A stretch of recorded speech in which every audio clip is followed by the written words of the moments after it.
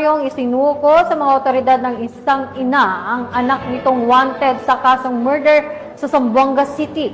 Alamin ang detalye ng report mula kay Patrolwoman Amy Jean Cortez. Napasa kamay ng mga kapulisan ang isang lalaki na may kasong murder matapos itong voluntaryong isinuko ng kanyang ina sa Zamboanga City Police Station 3, Sanggali, Zamboanga City, nito lamang ika-22 ng Oktubre taong kasalukuyan. Kinilala ng mga otoridad ang sospek na si alias Erne, lalaki, walang asawa at residente ng Entrada, Barangay Bulong, Zamboanga City. Mahaharap ang sospek sa kasong murder sa ilalim ng Criminal Case Number 55464 na inisyo ni Honorable Gracilina Pesi Gagara Bernardo, Presiding Judge, 9th Judicial Region, Zamboanga na walang inirekomendang piyansa. Nasa kustodiya na ngayon ng Zamboanga City Police Station 3 ang suspect para sa dokumentasyon at tamang disposisyon.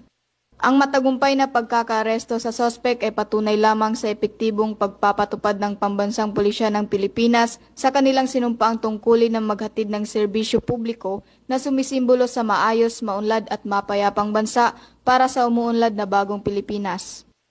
Mula dito sa Zamboanga Peninsula, ako ang inyong PNN correspondent, Patrolwoman Amy Jean Cortez, alagad ng batas, tagataguyod ng Balitang Pulis.